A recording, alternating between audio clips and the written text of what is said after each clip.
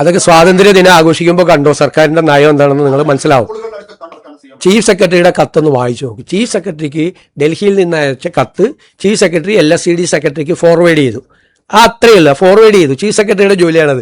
Forward ചെയ്തു. State government നയമല്ലല്ലോ പറഞ്ഞിരിക്കുന്നത്.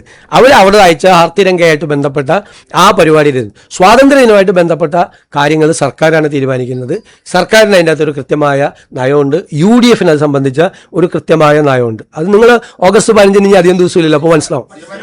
അല്ല, ഞാൻ പറഞ്ഞല്ലോ, ഇതിനകത്ത് സർക്കാരിന് ഇതിനകത്ത് കൃത്യമായ നയമുണ്ട്.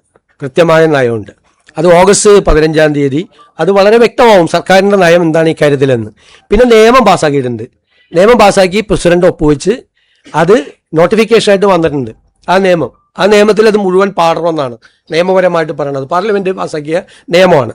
അതിനെ അധിക്ഷേപിക്കുകയോ അത് ചെയ്യാതിരിക്കുകയോ ചെയ്തു കഴിഞ്ഞാൽ 3 വർഷം തടവ് വരെ കിട്ടുന്ന നിയമമാണെന്ന് പറഞ്ഞിട്ടുണ്ട്. പക്ഷേ സംസ്ഥാന സർക്കാരിന് നേതൃത്വം കൊടുക്കുന്ന കോൺഗ്രസ് ലീഡ് ചെയ്യുന്ന UDFനും അതിനെക്കുറിച്ച് കൃത്യമായ ഒരു നിലപാടുണ്ട്. ആ നിലപാടനുസരിച്ചിട്ടേ ഞങ്ങൾ കാര്യങ്ങൾ ചെയ്യുകയുള്ളൂ.